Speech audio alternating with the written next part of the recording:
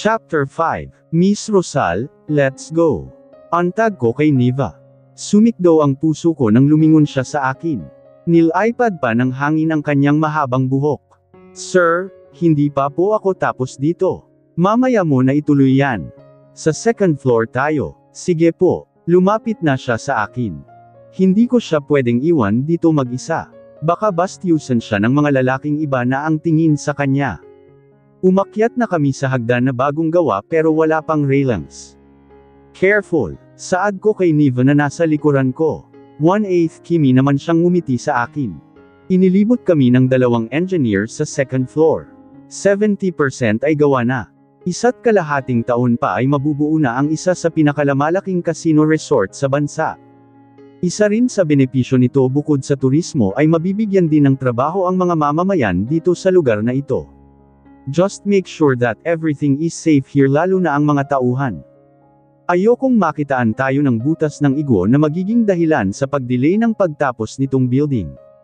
Araw-araw ho naming binibriefing ang mga tauhan at ini-inspection, sir. Kaya makakaasa ho kayo na walang magiging problema sa pagdating ng mga taga-igo. Tumanggo ako. Mabuti naman kung ganun. Nilingan ko si Neva na kumukuha ng mga pictures. Naglakad siya palapit sa isa pang hagdan at umakyat. Kukunan niya naman ng pictures ang nasa ikatlong palapag. Nag-excuse naman ako sa dalawang engineer na kausap para sundan si Neva. Mabagal na humahakbang si Neva paakyat ng hagdan habang nagvi-video kaya mukhang hindi niya ako napapansin sa kanyang likuran. Kaya naman malayang nagpiesta ang aking mga mata sa kanyang likuran lalo na sa kanyang puwitan na kay tambak. Para bang kay sarap pisilin nun at tampal-tampilan. Nai-imagine ko ang maputi niyang pang-upo na kapag tinampal ko ay siguradong mamumula at babakat ang aking kamay. Tila kay sarap ding ikiskis doon ang aking kargada. Tahimik akong napamura ng sumikip na naman ang aking pantalon. Hindi ako mabilis malabugan, pero pagdating kay Neva ay para akong asong ulol na nag-iinit. Mabilis akong malabugan sa kanya. Masilip ko nga lang ang ibabaw ng kanyang dibdib ay para na akong lalagnaten. Ay! Tili ni Neva nang mabitin ang tapak niya sa huling baitang. Bumuwi ang tayo niya. Agad ko naman siyang sinalo. Mahinang mura ko dahil damiin ang kanyang pang-upo sa aking harapan. Tumiimbagang ako dahil damang-dama ko ngayon ang kalambutan ng kanyang katawan. Naaamoy ko pa ang kanyang kabanguhan na babaeng-babae. Kay sarap niyang singhutan at hagkan. Sumanghap ako nang lalo pang damiin ang puwitan ni Neva sa aking harapan. Lalong nagwala ang aking kargada. Ano bang klaseng biro ito? Kanina lang ay naiisip ko ang bagay na ito at ngayon ay nangyari na. Talagang tinutokso ako ng pagkakataon. I'm sorry, sir. Sambit niya at akmang lalayo pero hinapit ko siya sa bewang at lalong diniin sa akin. Just stay for a while. Anas ko at dinaikit ko ang ilong sa balikat niya sabay singhot. Hinigpitan ko rin ang yakap sa kanyang bewang na parang ayoko na siyang pakawalan. Para akong nasa ilalim ng ipinagbabawal na gamot ngayong yakap ko siya, nadarama at naaamoy. Sir, what are you doing? I should be the one asking that, Neva. What are you doing to me? Bakit binabaliw mo ako ng ganito ham? Bulong ko sa tenga niya sabay kagat ng marahan. Parang gusto ko na siyang ihiga sa sementong sahig at habaran ng damit. Hindi ko alam kung ano ang sinasabi niyo, sir. Please bitiwan niyo na ako. Sir, ayos lang po ba kayo? Agad na lumayo sa akin si Neva at umayos ng tayo. Napabuntong hininga na lang ako at nilingan sa ibaba ng hagdan ang dalawang engineer. Ayos lang. Namali lang ng tapak ang secretary ko at nawala ng balanse kaya muntik ng malaglag. Sabi ko at pilit na kinakalma ang sarili lalo na ang nagwawala kong kargada. Mabuti naman po kung ganon. Ingat-ingat lang po sa pag-akyat-ing hagdan dahil wala pa pong mga railings. Saad ng engineer. Heto po ang cellphone. Nalaglag po ni ma'am. Inabot ng isang foreman ang cellphone na nalaglag ni Neva. Thank you, kuya. Ani Neva matapos kunin ang cellphone. Pasensya na kayo engineer. Masyado akong focus sa pagkuha ng video. Hindi ko napapansin ang tinatapakan ko. Ayos lang po, ma'am. Mag-ingat na lang po kayo. Baka sa susunod kayo na ang malaglag. Sayang naman ang kagandahan nyo. Saad ng isang mas batang engineer. Tila naman nagpanteng ang tenga ko. Hindi ko nagugustuhan ang biro ng engineer. Nako, binola niyo pa ako. Natatawang sabi pa ni Neva. Nagsasabi lang po ng totoo ma'am. Marami ang tiyak na manghihinayang kapag nadisgrasya kayo. Isa na po ako. Kayo talaga, kuya. Baka mamaya may asawa na kayo binobola niyo pa ako. Wala pa po akong asawa, ma'am. Binatang binata pa po ako. Pagbibida pa ng engineer at nagtawanan ang iba pa. Bumungisnis naman si Neva na parang kinikilig pa. Malakas akong tumikim. Tumahimik naman sila. Tumingin sa akin si Neva at napayuko. Let's proceed. Sabi ko at nagpatiuna ng umakyat sa ikatlong palapag. Hindi na maganda ang mood ko. Naiinis ako sa pakikipagburwan ni Neva sa engineer. Matapos kong inspeksyonin ang buong gusali ay miniting ko na ang mga engineer kasama na rin ang mga tauhan ng site. Si Neva naman ay nasa tabi ko lang at nakikinig rin. Sinusulat niya sa notepad niya ang mga importanteng bagay na napag-uusapan. Wala kaming imika ni Marcus habang nasa gitna kami ng biyahe pauwi. Inabot na nga kami ng hapon sa site at siguradong gabi na kami makakarating sa mga bahay narnin. Paimpal akong sumulyap kay Marcus na tahimik na nagmamaneho. Seryoso ang kanyang gwapong mukha na parang may malalim na iniisip. Sumulyap ako sa malaki niyang braso na nag-flex ang muscle sa tuwing gagalaw siya. Parang nararamdaman ko pa ang katigasan noon na yamakap sa akin kanina. Kinagat ko ang ibabang labi nang maalala ang nangyari kanina sa aming dalawa sa site. Sinadya ko talagang mabitin ang tapak sa huling baitang at nagkunwaring mawalan ng balanse para mas alo niya. Hindi naman ako nabigo dahil sinalo niya ako. Sinadya ko ring idiin ang aking puwitan sa harapan ng kanyang pantalon. Damang-dama ko nga ang kanyang katigasan doon. At mukhang hindi na siya nakapagtimpi kanina dahil niyakap na niya ako at lalo akong pinagdiinan sa katawan niya. Inamoy-amoy pa niya ako at marahang kinagat ang tenga ko. Iba din ang naging reaksyon ng katawan ko kanina. Parang sinisilaban ang loob ng aking katawan sa init ng aking nararamdaman. Hanggang ngayon ay buhay pa rin ang init sa aking katawan. Pero hindi ako dapat basta na lang magpadala. Kailangan mas baliwin ko pa siya. Miss Rosal, pinormal ko ang mukha at lumingon kay Marcus. Sir, lumingon din siya sa akin. Namumungay ang kanyang mga mata. About what happened earlier, tumikim ako. I'm sorry po sa nangyari kanina, sir. Hindi ko po sinasadya. Kay no senting sabi ko at kunwaring nahihiyang nag-iwas ng tingin. Narinig ko ang pagbuntong hininga niya. I should be the one to apologize. Nag-take advantage ako. I'm sorry, it's just, sa. Kinumpas niya ang isang kamay. Tila ba nahihirapan siyang sabihin ang gusto niyang sabihin. I don't know what happened to me earlier. Parang akong nawala sa sarili ko kanina nang mahawakan kita at maamoy. Kakaiba ang nararamdaman ko sa iyo kanina. Muli siyang lumingon sa akin. May kakaibang kislap akong naaaninag sa kanyang kulay kapeng mga mata. Kislap ng pagnanasa. You mean sir, and nalilibyugan kayo sa akin. Kumunat ang noo niya at tumaas ang isang sulok ng labi. Ganon ba ang tingin mo? Nag-init ang mukha ko. And naramdaman ko po kasi kanina ang matigas niyong hinaharap sa puwitan ko. Pilyong ngumisi siya at kumagat labi pa. Anak ng patis. Buti na lang talaga saksakan ng gwapo itong asawa ng demonyang si Tita Claudia kaya masarap ding magpamanyak. Nakakalibog din ang loko. I'm sorry kung naramdaman mo yun, Neva. Neva ha. So first name basis na siya sa akin ngayon. At may kilig akong nararamdaman sa puso ko. Ang sarap sa tenga na marinig na sinasambit niya ang pangalan ko. Sa susunod ay luungol na niya ito. Wala na po yun, sir. Lalaki po kayo at parang normal lang 6'8" sa inyo na makaramdam ng ganun kapag may damay-kit sa inyong babae. Sabi ko at kiming ngumiti. Sa iba siguro normal yun. Pero hindi sa akin, Neva. Hindi ako mabilis malabugan sa isang babae kahit sa asawa ko pa. Tuldok. Naging mapunggay ulit ang kanyang mga mata at hinagod pa ako ng nakakapasong tingin. Pero pagdating sa'yo, ang bilis kong maapektuhan masulyapan ka lang. Ngayon pa nga lang, para na akong lalagnatan. Kernabog ang dibdib ko sa sinabi niya. Hindi ko inaasahan na ganun na katindi ang epekto ko sa kanya. Akala ko simpleng libog pa lang. Kinagat ko ang loob ng pisngi at pinagdikit ang mga hita dahil tumitibok ang aking gitna na parang kinilig sa mga sinabi niya. Parang dapat akong mas kabahan sa sarili ko dahil baka kapag sinunggaban ako ni Marcus ay agad akong bumigay. Hindi pa pwede. Kaunting pakipot pa. Tumikim ako at pinormal ang mukha. Kalimutan na lang po natin ang nangyari kanina, sir. Nakakahiya po sa asawa nyo kapag nalaman pa niya. Muli siyang bumantong hininga at tinuon ang mga mata sa kalsada. Hindi na siya umimik at parang kay lalim na naman iniisip. Gumalaw din ang kanyang panga na para siyang galit. Bumaba ang tingin ko sa harapan ng pantalon niya. Nakaumbok yun at parang galit na galit ang nasa loob. Umiwas na ako ng tingin at bumaling na lang sa labas ng bintana sabay ngiti. Habol ko ang hininga ng hugutin ni Axel ang kanyang malaking kargadang tigas na tigas mula sa aking bibig. Kasabay din nun ang pagtulo ng aking laway. Dinaklot ni Axel ang buhok ko at itiningala ang ulo ko. Sumalubong sa akin ang gwapo niyang mukha na nakangisi.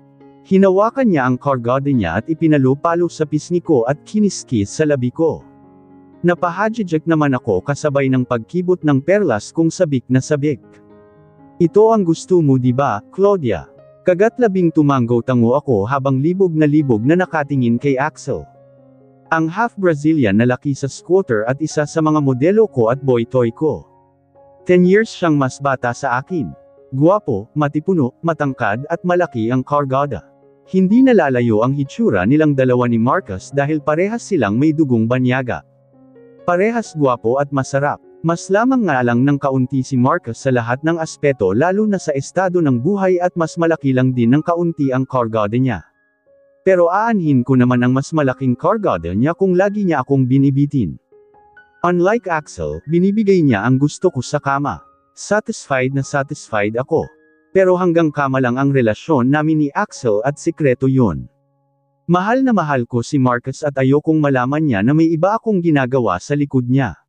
Ginagawa ko lang naman ito dahil may pangangailangan ko. Na ibibigay naman niya pero kulang pa. Alam ko namang hindi mo matitiis itong malaking ito babe. Nakangising sabi niya at kiniskis sa nakalawit kong dila ang ulo ng kanyang kargada. Inikat-ikot ko naman ang dila doon at sinubo yun sabay sip-sip habang malandi akong nakatingin sa kanya. Tumitirik ang mga mata ko sa sarap. Kuhang-kuha niya ang Katie sa aking loob at natatamaan pa niya ang spot ko. Hinugot ni Axel ang dalawang daliri niya at parang gripong sumirit ang katas ko. Nang inag ang buong katawan ko at halos mawalan ako ng ulirat sa sarap. Ganitong sarap ang gusto kong matikman kay Marcus pero hindi niya maibigay sa akin. Sabay kaming tumawa ni Axel nang matapos ako.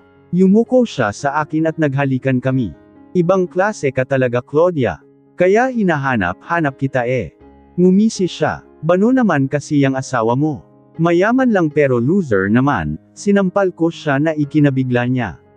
Hindi ko nagustuhan ang sinabi niya kay Marcus. Matalim ko siyang tiningnan. Don't talk to him like that kung ayaw mong mawala sa'yo ang lahat. My husband is way much better than you. Ngumisi siya. Kung mas better siya bakit hindi ka makontento sa kanya at sa akin mo pa pinapakamot ang Katie mo. Muli ko siyang sinampal. Shut up Axel. Huwag mo kong pikanin kung ayaw mo ngayon din mismo ay matapos na ang career mo. Tumiimbagang siya at malalim na bumantong hininga. Fine. I'm sorry. Ngumisi ako. Ito ang isa pa sa gusto ko sa kanya. Sumusunod siya sa kung anuman ang sasabihin ko. Nahahawakan ko siya sa leeg, go on, utos ko sa kanya.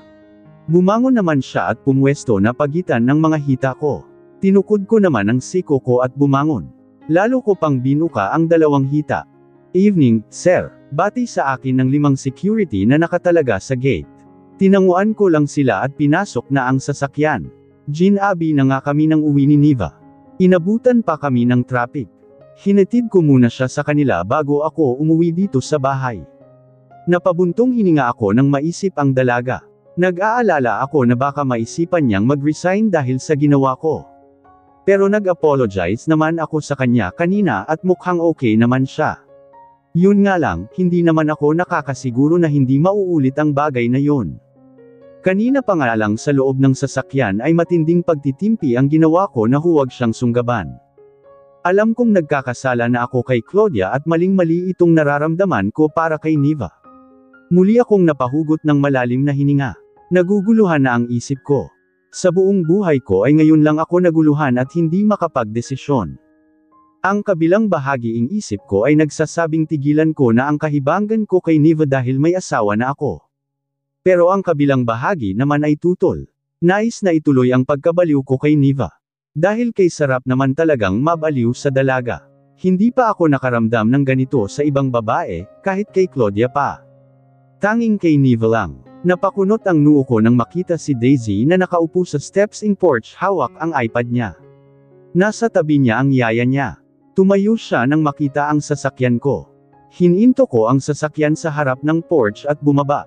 Binigay ko sa nakaabang na driver ang susi para siya na ang mag-park ng sasakyan sa garahe. Daddy, tumakbo pababa si Daisy palapit sa akin. Sinalubong ko naman siya at binuhat.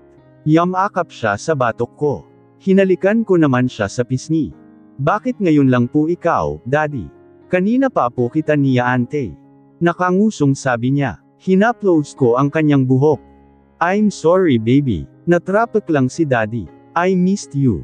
Muli ko siyang hinalikan sa pisngi. I missed you too, Daddy. Hinalikan din niya ako sa pisngi. Bakit pala nandito ka sa labas? Gabing-gabi na, dapat nasa kwarto ka na.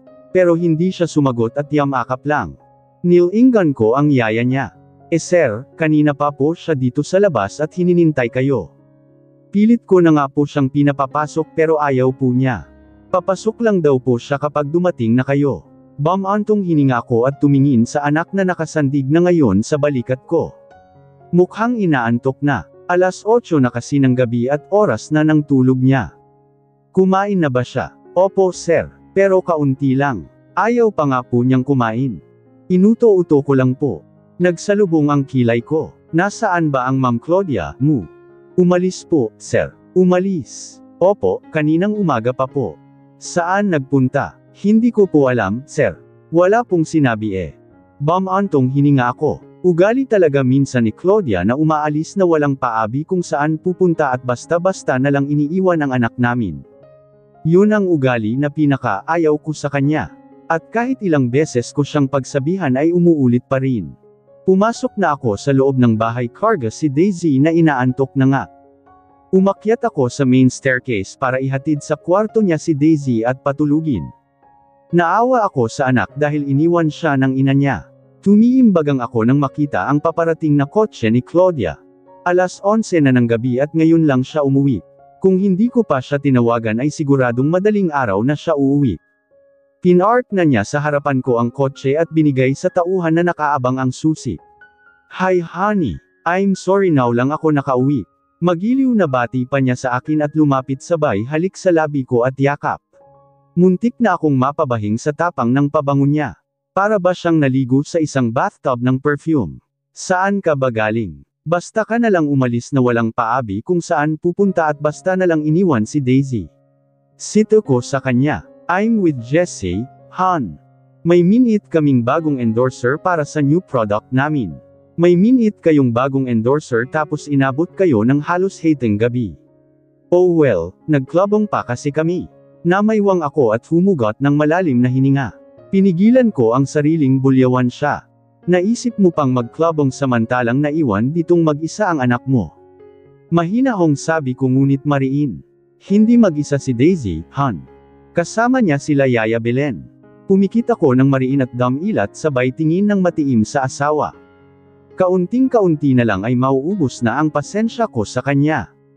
Ina ang dapat na laging kasama ni Daisy hindi ang yaya niya. Palagi mo na lang siyang iniiwan mag-isa. Umawang ang labi niya at pagak na tumawa. Teka nga, Han, ikaw rin naman hindi mo palaging sinasamahan si Daisy.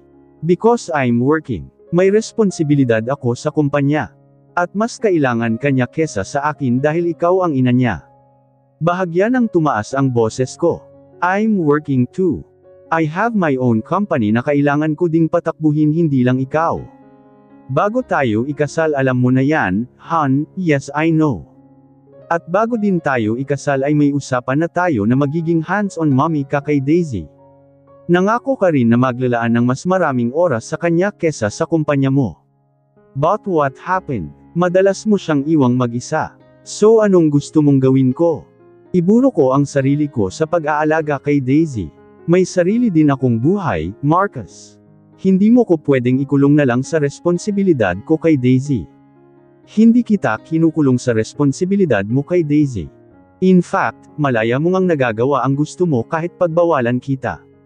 Pero ang hindi ko lang matiis ang pambabalewala mo kay Daisy. Gaya ngayon, ibinilin ko siya sa'yo. Pero ano, iniwan mo na lang siya sa yaya niya at wala kang paabi kung saan pupunta at ginabi ka pa ng uwi. Inantok na sa kahihintay ang anak mo dito sa labas.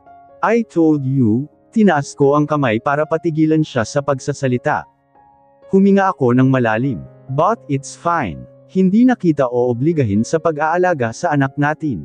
Sabi mo nga may sarili ka ring buhay. Kaya bahala ka na sa buhay mo. Gawin mo ang gusto mo. Hindi na kita pakikialaman. Mariing sambit ko at tinalikuran na siya. Wait hon. Hinawakan niya ako sa braso at humarap sa akin. Malamig ko lang siyang tiningnan. Parang maamong tupa na ngayon ang bukas ng kanyang mukha. Ganito naman siya lagi kapag nagtatalo kami. Mag-so sorry pero uulit-ulit. Nakakasawa na. I'm sorry. Mali ako sa mga sinabi ko. I promise, hindi ko na uulitin ang basta pag-iwan kay Daisy. Bamantong hininga ako. Huwag kang mangako Claudia. Gawin mo, inalis ko ang kamay niya at umakyat ng hagdan. Hindi na ako interesado sa anumang sasabihin niya. Nagangat ako ng mukha nang bumukas ang elevator. Ngumiti ako nang makita si Terence na may dalang folder. Good afternoon, ma'am. Bati niya nang makalapit sa desk ko. Natawa naman ako. Ma'am ka dyan. What brought you here? Ngumisi siya at tinaas ang hawak na folder at nilapag sa mesa ko. Report ng marketing department. Tumaas ang kilay ko. Bakit ikaw pa ang nagdala? Kumamo siya sa likod ng ulo. Para makita ka. Matagal na rin nang huli kitang makita. Tumawa ako. Makamatagal naman. Parang last week lang tayo nagkita sa cafeteria. 2 weeks na, no. 2 weeks and 3 days actually. Talagang binilang mo. Dahil sobrang busy at aligaga ang lahat ng empleyado dito sa kumpanya ay bibihira na lang kami magkita-kita ng mga naging kaibigan ko na rito. Lalo na ako dahil madalas kaming umalis na Marcus para makipag-meet sa mga big client at investor. Kahapon nga ay sa Batangas kami pumunta sakay ng private chopper niya. Buti nga ngayon ay dito lang kami maghapon sa opisina. Yun nga lang ay marami namang trabahong gagawin. Tambak nga ng mga papeles ang table ko, by the way. Later pala may celebration kami ng buong department dahil birthday ng isa naming kasama. Kakain lang sa restaurant then magkuklabang. Baka gusto mong sumama. Ganun ba? Humimas ako sa batok at nag-isip. Hindi ako sure kung makakasama ako Ang dami ko pa kasing gagawin. Malamang nga ang iba nito luuwi ko pa para matapos lang. Sabi ko at tiningnan ang tambak na mga papeles sa mesa. Oo nga, ang dami mong gagawin. Pero sayang naman kung di ka makakasama. Ikaw nga ang request ng mga kasama ko. Sayang naman. Pero kailangan ko kasing tapusin ang mga to ASAP. Baka mapag-alitan ako ni Sir kapag inabot pa ng Lunes ang mga ito. Next time na lang siguro, Terence. I'm sorry. Ngumiti siya. Ayos lang. Mas importante naman yung trabaho mo. Napangiti naman ako. Akala ko ay pipilitin pa niya ako. Miss Rosal. Natigilan ako nang marinig ang malaking boses ni Marcus. Sabay kaming napalingon ni Terence. Salubong ang kilay ni Marcus at bahagyang madilim ang mukha. Hindi naman ganun ang hitsura niya kanina. Ano naman kaya ang problema? Good afternoon, sir. Bati ni Terence. Who are you? Maautoridad na tanong ni Marcus. Terence Amarillo, sir. Marketing manager. What are you doing here? Hinatid ko lang po ang report. You can now return to your work. Bawal makipagchismisan sa oras ng trabaho. Tila naman napahiyang yumuko si Terence. Yes sir. Sorry po. Tumingin siya sa akin at tipid na ngumiti. Tinanguan ko naman siya, tumalikod na si Terence at tumungo sa elevator. Nahihiya ako sa kanya dahil nasungitan siya ni Marcus. At ano kaya ang problem ng isang yun at parang mainit ang ulo? Miss Rosal, itimpla mo ako ng kape. Yes sir. Tumalikod na si Marcus at bumalik sa loob ng opisina. Bamantong hininga naman ako at nagtungo na sa pantry para ay gawa siya ng kape. Sir, here's your coffee at heto na rin po ang report galing sa marketing department. Maingat kong nilapag sa table ang kape niya at ang folder. Nagangat ng mukha si Marcus mula sa ginagawa niya sa laptop at sumandal sa swivel chair. Dumkwatro siya at pinatong ang isang braso sa armchair at ang isang kamay ay tinutuktok sa table ang hawak na gold-plated Parker pen. Matiim din ang tingin niya sa akin. Nanliligaw ba sa'yo ang taga-marketing department na yun? Umawang ang labi ko. Hindi ko inaasahan na yun ang itatanong niya. Hindi po, sir, are you sure? Baka nagsisikreto ka. Tumaas ang kilay ko. No, sir. Hindi po talaga nanliligaw sa akin si Terence at magkaibigan lang po kami. Gumalaw ang panga niya. But I think he likes you. Kinagat ko ang loob ng pisngi. Parang gets ko na ngayon kung bakit mainit ang ulo niya. Nalinas yata siya kay Terence o mas tamang sabihing nagseselos. May tuwang umusbong sa dibdib ko. Tumikim ako at inosenteng tumingin sa kanya. Hindi ko po alam, sir. Wala naman pong sinasabi si Terence sa akin. Kahit hindi niya sabihin, basang-basa ko. Alam na alam ko ang ganong klaseng tingin niya sa'yo. Yumuko ako. Nahahalata ko rin naman na may gusto sa akin si Terence dahil sa mga kilos niya. Wala pa nga lang siyang sinasabi. Hindi ko lang pinapansin yun dahil hanggang kaibigan lang ang tingin ko sa kanya. Pero pwede ko siyang gamitin para pagselusan si Marcus. Hindi na dapat ako mandamay ng mga inosenteng tao, Niva sir. Nagangat ako ng mukha kasabay ng pagpintig ng malakas ng dibdib ko. Iba talaga ang dating sa akin kapag sinasambit niya ang pangalan ko. I'm warning you. Bawal kang makipagrelasyon habang narito ka sa kumpanya ko. Tumaas ang kilay ko. But sir, wala po sa kontratang pinirmihan ko na bawal akong makipagrelasyon dito sa kumpanya. Then I will change the contract and include that. Umawang ang labi ko. Hindi ko alam kung tatawa ba ako o may inis sa kanya. Halata namang may motibo siya. That's unfair, sir. Bumantong hininga siya at nag-iwas ng tingin sabay kumpa sa ere ng isang kamay. Look Niva, iniisip ko lang ang kapakanan ng kumpanya. Hindi lang kita secretary kundi para na rin ka ng kamay. Ayoko lang na mawala ang focus mo sa trabaho. Kundi, maaapektuhan ang kumpanya. Do you understand me? Kinagat ko ang ibabang labi para pigilang mangisi. Kunwari pa siya, pero ang totoo ay nagseselos lang siya. Yes, sir. Very good. Tumikim ako. Kailan naman po ako pwedeng mag-boyfriend, sir? Natigilan siya at nagsalubong ang kilay. Kamuntikan naman akong humagalpak ng tawa. As long as you're here in my company, you're not allowed to have a boyfriend. Mariing sabi niya, nang haba ang nguso ko at pinalungkot ang mukha. Why? Do you like someone? Parang ganun na nga sir. Halos magdikit na ang kilay niya at nagdilim na naman ang kanyang mukha. Lumunok ako. Bigla akong kinabahan. Pero may excitement naman akong nararamdaman. Secret, sir. Bawal ko pong sabihin at bawal niyo pong malaman. At bakit? Kasi secret nga po, gumalaw ang panga niya. Kung sino man yang nagugustuhan mo kalimutan mo na dahil bawal kang mag-boyfriend. Kapag sinuway mo ako, tanggal ka sa trabaho. Masungit na sabi niya. Talaga lang, kung sabihin kong ikaw ang gusto ko, siguradong mag-iinit ang puson mo. Pero saka ko na yun sasabihin. Bumantong hininga ako. Opo sir, naiintindihan ko po. Huwag po kayong mag-alala. Wala pa naman po sa isip ko ang mag-boyfriend dahil priority ko po ang trabaho ko. That's good. Lagi mo lang pagbutihan Niva, lagi ka ring may bonus sa akin. Anyway, I have something for you. Tumayo siya at lumapit sa mataas na drawer. Inabot niya ang paper bag na nasa ibabaw na kulay orange na may tatak ng isang kilala at mamahaling brand. Binigay niya yon sa akin. Here, for you. Awang ang labing kinuha ko yon. Sir, para saan po ito? Ngumisi siya at lumapit sa akin. Mukhang good mood na. Para sa'yo nga. Oo nga po. Pero, bakit niyo po ako binibigyan ng ganito? Ang mahal-mahal po nito. Namamanghang sabi ko. Bonus mo sa kasipagan mo at kahusayan sa trabaho. Open it. Aniya. Kagatlabing nilapag ko ang paper bag sa table niya at binuksan yun. Kinuha ko ang orange ding box at maingat ding nilapag sa table. Binuksan ko yun at tumambad sa akin ang isang handbag na sa pagkakaalam-alam ko ay mahigit 200,000 pesos ang presyo. Kinuha ko ang bag at hinaplos-haplos.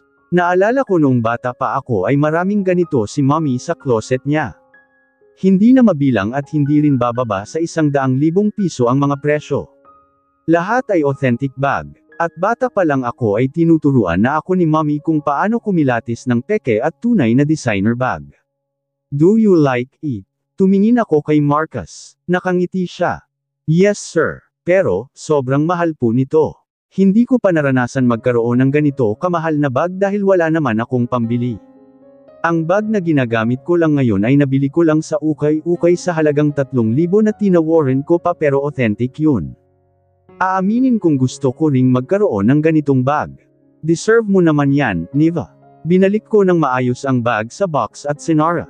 Nilagay ko rin yun sa paper bag at binalik sa kanya. Hindi ko po kayang tanggapin ito, sir. Masyado pong mahal.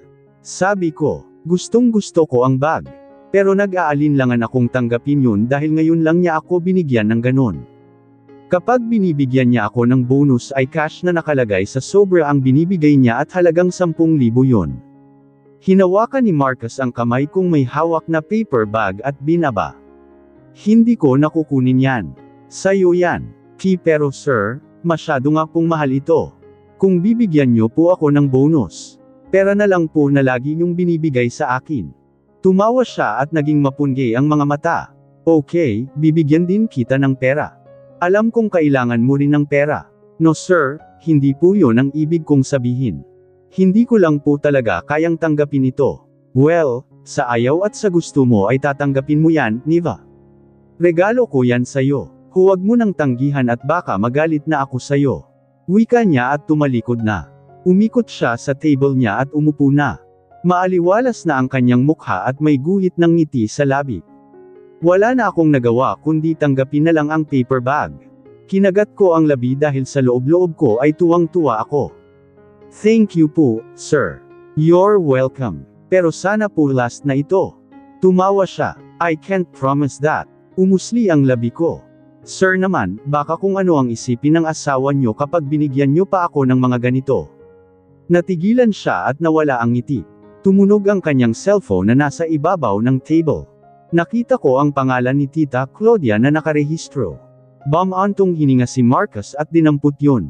Tila ba napipilitan siyang sagutin yun? Hello, Han. Pinigilan ko ang sariling umi-NGOs. Parang may kurot sa dibdib ko na kausap niya ang demonya niyang asawa. Tumalikod na muna ako at lumabas ng opisina. Nakangiti ako habang pinagmamasdan si Marcus at ang anak niya.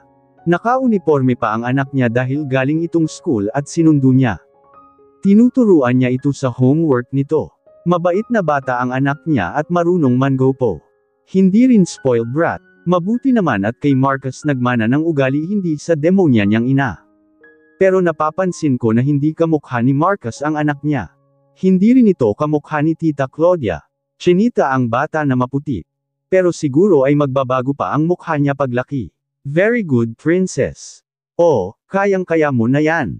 Kapag na-perfect mo yan, papayagan na kitang mag-bike. Yehey, I can do this, daddy. I know you can do it, princess. Tumalikod na ako at lumabas ng opisina. Iniwan ko na ang mag-ama para ituloy na ang trabaho. Tuldok. Dinampot ko ang cellphone na nagri-ring at sinagot yun. Hello po, Nay. Niva anak, nasa trabaho ka ba? Ngumiti ako habang ang mata ay nasa screen ng computer at nagtatype. Opo, Nay, nandito po ako sa opisina. Nako, may trabaho ka pala. Nakakaistorbo yata ako. Ayos lang po, Nay. Nag-e-encode lang naman po ako, may problema po ba? Wala naman, anak. Mangangamusta lang sa'yo. Hindi kita natawagan kahapon dahil na busy ako.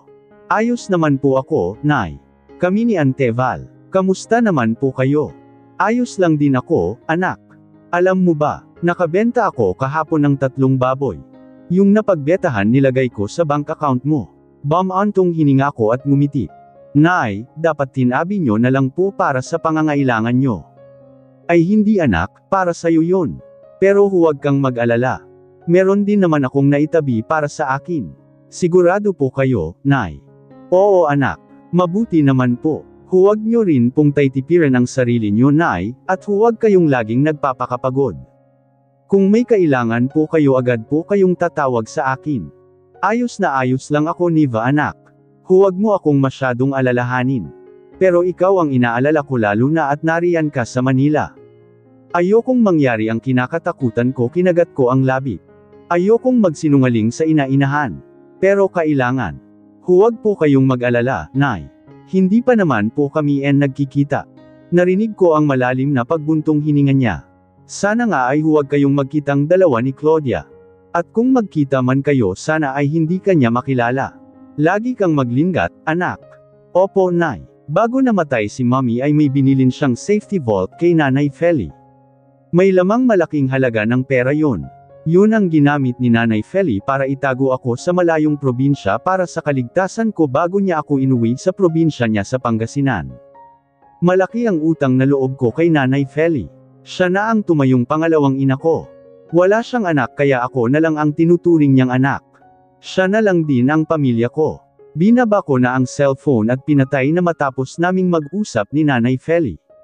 Siguro sa long weekend ay uuwi ako sa Pangasinan para dalawin siya. Lumingon ako nang bumukas ang pinto ng opisina. Lumabas ang anak ni Marcus na si Daisy at may bitbit siyang coloring book. Ngumiti siya sa akin at lumapit. Ngumiti din ako sa kanya. Ate, can I have a glass of water please? Malambing na hingi niya. Sure baby. Tumayo ako tumungo sa pantry. Nilingan ko si Daisy na sumunod pala sa akin. What do you like? Warm or cold? Hindi po masyadong cold, ate. Bawal po sa akin ang masyadong cold May ubo po kasi ako. Okay, kumuha ako ng baso sa cupboard at naglagay ng hindi malamig na tubig na galing sa plastic bottle. Inabot ko yun kay Daisy. Kinuha naman niya yun at uminom. Thank you po, ate. You're welcome. Do you like cookies? May cookies sa ref. Alok ko. Tumango naman siya. Kumuha ako ng ilang pirasong cookies sa ref at nilagay sa platito. Pinasunod ko siya sa lobby area para doon siya kumain. Do you like it? Tanong ko habang pinapanood ko siyang kumakain ng cookies. Tumingin siya sa akin at ngumiti sabay tango. It's delicious po. Thank you po, ate. You're welcome, baby girl. What's your name po, ate? Niva. My name is Niva. Nice to meet you po, ate. My name is Daisy po. I know. Sinabi mo na kanina. Ay, oo nga po pala. Humajijek siya. Natawa na lang ako. Pinagmasdan ko si Daisy habang sarap na sarap sa pagkain ng cookies. 4 years old na siya. Mabait na bata, matalino at bibo pa. Anak siya ni Tita Claudia. Ang taong pinakakinamumuhian ko. Wala akong anumang nararamdamang bigat na loob sa bata kahit anak siya ni Tita Claudia. Dahil inosente siya at wala namang kasalanan. Pero sorry na lang sa kanya dahil masisira ang pamilya niya.